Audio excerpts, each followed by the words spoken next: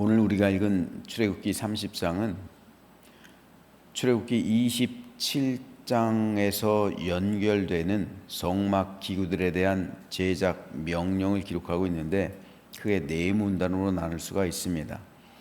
10절까지는 분향단의 제작 양식 및 관련 규례를, 11절에서 16절은 성막 유지, 경비의 확보를 위한 생명의 속전 규례를, 17절에서 21절은 물두멍에 관한 규례를, 22절에서 38절은 관유, 32절이죠. 관유와 향의 제조법 및 관련 규례를 기록하고 있습니다. 38절입니다. 죄송합니다. 오늘은 이 가운데서 34절에서 36절 말씀에 대해서 살펴보겠습니다.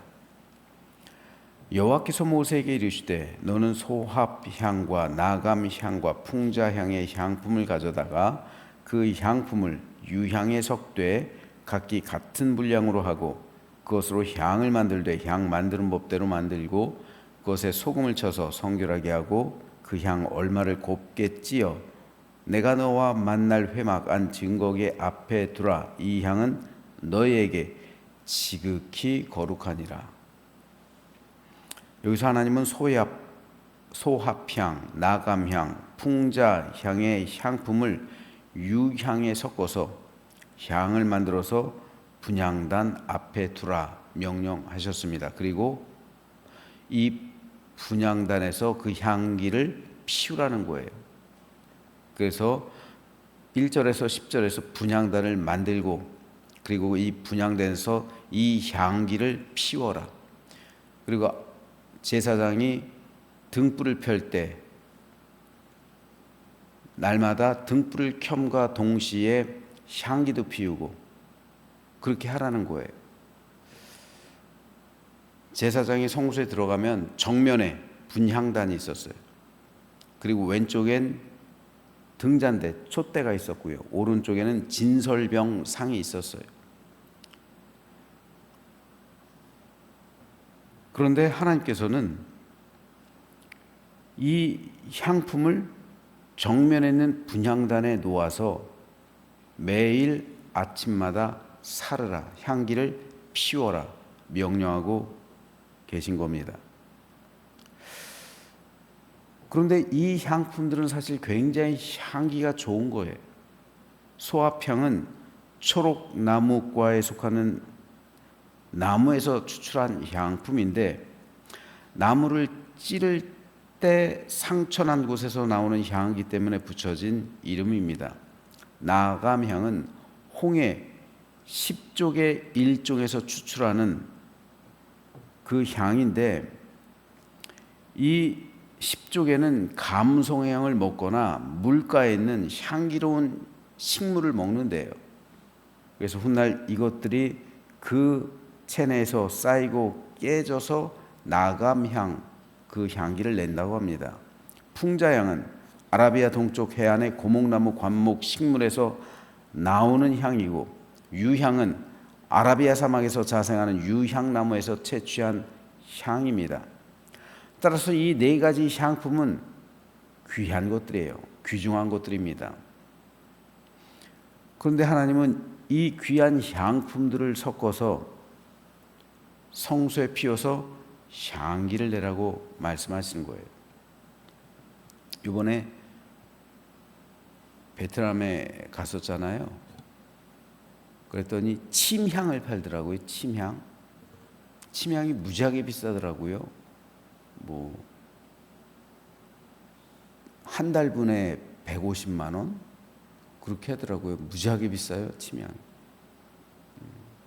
효과가 좋다고 그러는데 근데 그 향기 그게 나무에서 채취하는 거잖아요. 마찬가지로 굉장히 비싼 거예요. 굉장히 귀한 겁니다. 이 향품들이 그래요. 지금도 침향 같은 그런 나무에서 구하는 그런 것들은 귀하고 비싼데 그 당시는 얼마나 비쌌을까요? 굉장히 비싸고 귀중한 그런 향품들입니다. 그런데 하나님께서는 이 귀한 향품들을 섞어서 성소에 피워 향기를 내라고 말씀하신 거예요. 사도 바울이 향기라고 하면은 제일 먼저 떠오르는 성경 구절이 있죠. 고린도 교회 성도들에게 바울이 보내는 편지에서 우리는 구원받는 자들에게나 망하는 자들에게나 하나님 앞에서 그리스도의 향기니 라고 말하고 있어요.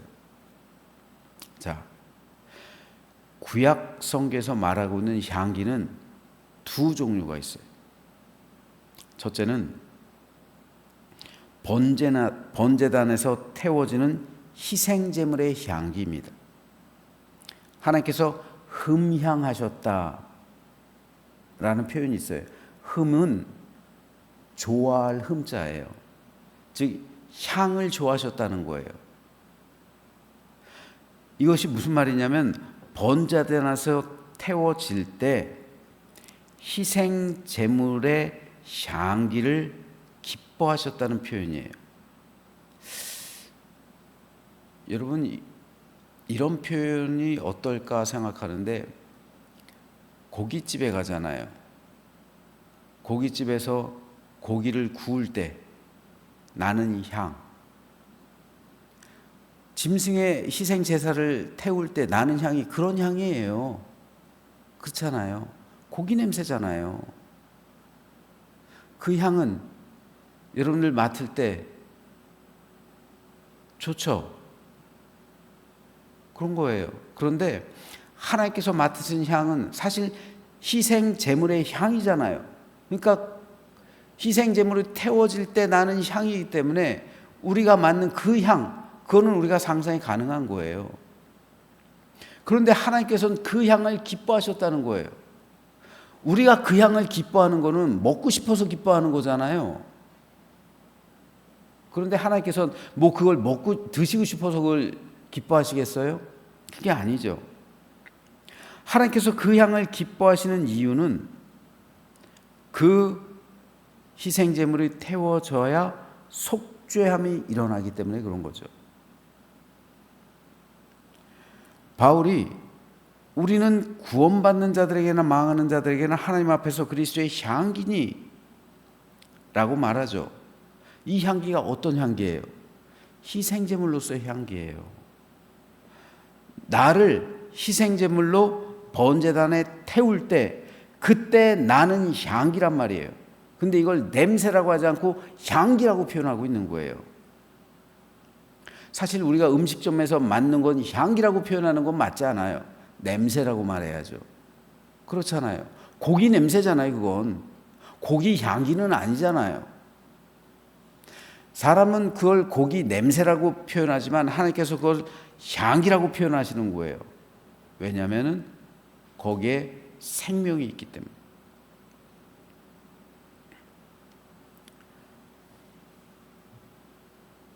바울이 말하고 있는 것이 바로 희생제물로서 나를 태울 때 나는 향기. 그래서 우리는 그리스도의 향기다라고 표현하고 있는 겁니다. 즉 우리를 희생제물로 드릴 때 내 삶이 태워지잖아요. 거기서 나오는 향기, 이것을 하나님께서는 기뻐하신다는 거예요. 그러므로 성도의 순교는 하나님 앞에서 향기가 되는 거예요. 내가 하나님을 믿는 것 때문에 억울한 일 당하죠. 고난 받죠. 우리의 삶은 괴롭죠. 상처받죠. 근데 나무가 상처를 받을 때 침향도 그렇고 여기서 나오는 나감향도 그렇고 풍자향도 그렇고 감송향 이런 모든 것들이 다 어떻게 돼요? 소합향, 이 모든 것들이 나무를 찌를 때 나오는 향이잖아요. 향품이잖아요. 마찬가지로 오늘 우리 삶 역시 내가 당하는 괴로움, 그 순간 나는 희생제물이 되는 거죠. 그리고 그때 그리스도의 향기가 나에게서 난다는 거예요. 그리고 하나님은 그 향을 기뻐하신다는 것이죠. 그 향기는 구원을 가져오는 생명의 향기가 되는 거예요. 그렇기 때문에 나를 희생제물로 드리는 데서 오는 향기, 이것이 첫 번째 성경에서 말하고는 향기예요. 두 번째, 성경이 말씀하고 있는 향기는 성소 안에 있는 분향단에서 태워지는 향품들의 향기예요. 오늘 본문에서 하나님께서 만들라고 명령하신 향기예요. 자, 그렇다면 첫 번째, 번제단에서 태워지는 그 향기, 희생제물의 향기, 그 향기는 희생제물에서 나는 향기죠. 두 번째, 그러니까 첫 번째 향기는 번제단에서 나오는 향기예요. 두 번째 향기는 성소 안에 있는 분향단에서 태워지는 향기입니다. 그렇다면 이 향기는 무엇을 의미하는가? 번제단에서의 향기는 나의 희생을 의미해요. 그렇죠? 나의 희생에서 오는 향기. 그렇다면 분향단에서의 향기는 뭘 의미할까요? 사도 요한은 요한계시록에서 환상을 바라보면서 이렇게 기록하고 있어요. 그 두루마리를 취하심에 네 생물과 24장로들이 그 어린 양 앞에 엎드려 각각 검은고와 향이 가득한 금대접을 가졌으니 이 향은 성도들의 기도들이라. 분향단에서 타오르고 있는 향은 성도들의 기도를 상징해요.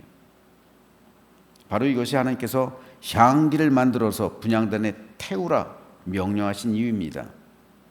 향기를 만들기 위한 향품들 귀하다고 말씀드렸죠. 마찬가지로 성도들의 기도는 귀한 거예요. 또한 성도들이 드리는 기도가 얼마나 귀한지 금대접에 담겨 있는 거예요. 이 분향단도 마찬가지예요. 금대접이에요. 그러니까 천사들이 이 금대접을, 향이 가득한 금대접을 가졌다. 이건 분향단을 의미하는 거예요. 분향단에서의 금대접이에요. 그 금대접에서 향을 사르잖아요. 천사들이 가지고 있는 금대접이 바로 분향단에서의 금대접이에요. 그리고 천사들은 그 금대접, 분향단에 담겨 있는 그 금대접, 분향단의 금대접에 담겨져 있는 그 기도, 그거를 가지고 하늘로 올라가는 거예요. 그리고 하나님께서는 그 기도를 차곡차곡 모으신다는 거예요. 사도 요한이 환상으로 요한계시록 그걸 보고 있잖아요. 모아요. 그리고 그 기도의 분량이 찼을 때 그 기도가 담긴 금대접을 땅에 쏟아부은다고 그랬죠. 그로 인해 세상을 향한 하나님의 진노의 심판이 시작되는 거잖아요. 이게 마지막 심판, 마지막 금대접의 심판이잖아요. 그렇기 때문에 이 마지막 금대접의 심판을 하시기까지 하나님께서 성도들의 기도를 차곡차곡 계속 모으시는 거예요. 그리고 그것을 쏟아 부음으로 마지막 인류를 향한 하나님의 심판이 시작되는 겁니다. 그러므로 왜 하나님께서 우리의 기도를 응답하지 않습니까? 아니요, 응답하지 않으시는 게 아니에요. 쌓아두시는 거예요. 하늘에 쌓아두시는 거예요. 성도의 기도를 잊지 않으십니다.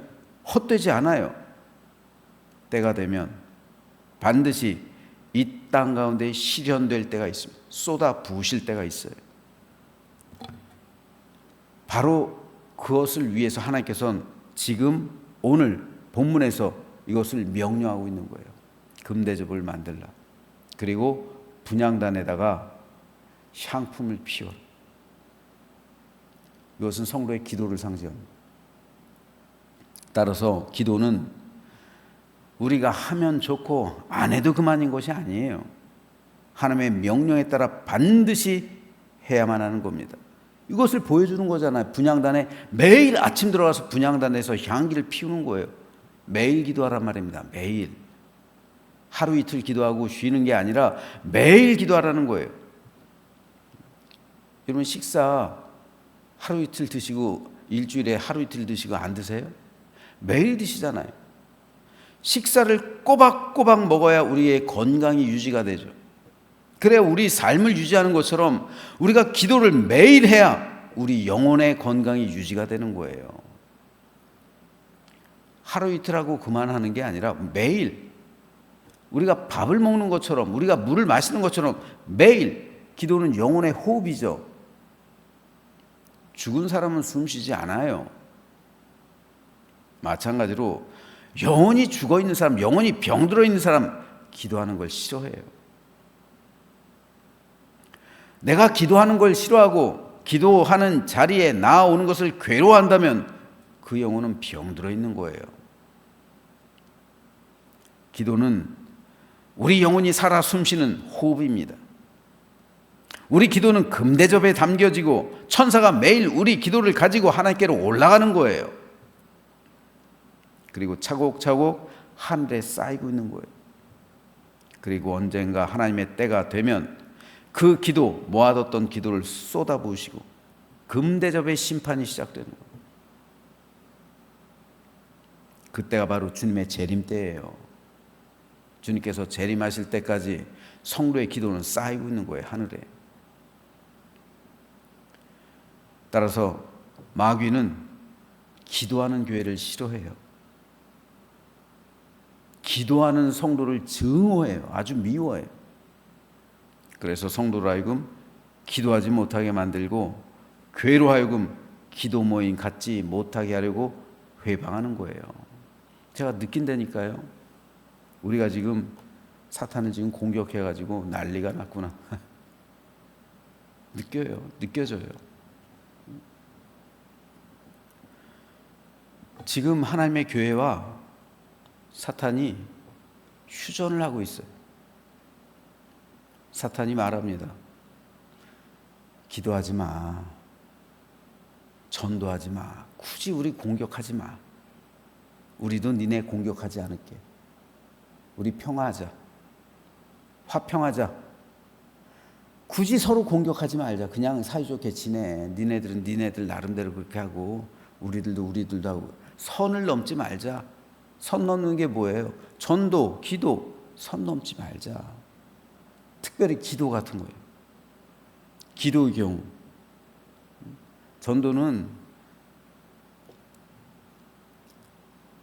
해도 사단이 그 마음을 막아버리니까 사단으로선 해도 그만 안 해도 그만 이렇게 생각할 수 있어요. 하지만 기도 같은 경우는 달라요. 기도는 그렇지 않아요. 그렇기 때문에 기도하는 교회를 핍박해요. 기도하는 성도에겐 문제가 생긴다니까요, 여러분. 그럴 수 있어요. 기도하면 문제가 생겨요, 오히려. 이게 사단의 공격이에요. 어떻게 해야 될까요? 이겨내야죠. 전쟁이 시작된 건데 이제 돌이킬 수 없어요. 둘 중 하나입니다. 승리하느냐, 패배하느냐. 승리를 하면 계속 기도의 자리로 나아가는 거고요. 패배하면 끝나는 거예요. 멈추는 겁니다. 그러니까 우리는 평생 기도하는 자리로 나아가야 돼요. 그래서 저도 은퇴할 때까지, 아니 그 이후로도 기도의 자리를 잊지 않으려고 해요. 집에서라도요. 그래야 우리 영이 삽니다. 안 그러면 우리 영은 병들게 돼 있어요. 그리고 하나님의 교회도 쇠락하게 돼 있어요. 교회가 성장이 멈추게 된, 부흥이 멈추게 된 결정적인 이유 가운데 하나도 기도예요. 기도가 짧아지고 있잖아요. 기도가. 예전에 부흥이 한번 생각해 보세요. 얼마나 부흥하면 기도 시간이 많았을까요? 요새 부흥에도 기도하는 시간이요? 10분도 안 돼, 10분도. 그렇잖아요, 여러분. 여러분, 바란교회 주기적으로, 정기적으로 우리 1년에 한 두어 번 가잖아요. 가서 부흥회 하잖아요, 화성동 지방. 기도 시간이 얼마나 되는지 한번 체크해 보셨어요? 10분도 안 해요. 5분도 안 해요, 5분도. 5분도 채 안 해요. 그리고 헤어져요. 그게 무슨 부흥이에요, 그게. 그건 부흥이 아니에요. 그건 그냥 말씀 듣고 오는 거지. 그게 무슨 부흥이에요? 기도도 하지 않는데. 최소한 30분은, 예전에 우리가 부흥회 할 때는 1시간 이상씩 기도하지 않았어요, 교회에서. 그러니까 막 불 받고 방언 받고 막 그랬죠. 그리고 요새 수련회도 안 가요. 수련회 기도원 가는 사람들 있어요. 기도원도 안 가잖아요. 아이들 학생부, 청년부 기도원 가라고 그러면은 갈 사람 아무도 없을걸요. 제발 좀 데리고 가라 해도 안 가는 건지 못 가는 건지 그래요. 교육자들조차도 기도원 가라고 하면 싫어해요. 교사들 기도원 가라고 그러면은 안 가요.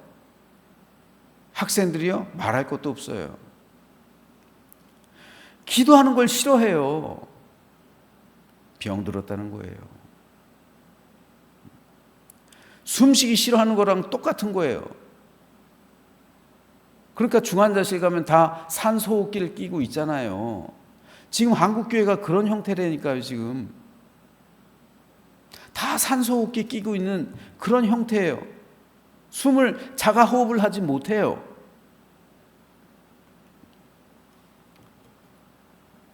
그러므로 우리는 기도는 해도 좋고 안 해도 좋은 게 아니라 반드시 해야 돼요.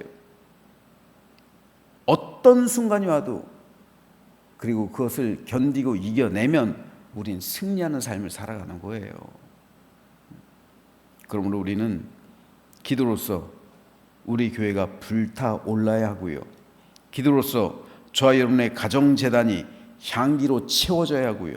기도로서 세상에 승리하고, 기도로서 하나님의 능력을 맛보고, 기도로서 하나님의 인도하심을 받고, 기도로서 성령의 보호하심과 충만하신 은혜 아래 매일매일 살아가는 복된 삶이 되시기를 주님의 이름으로 축원합니다.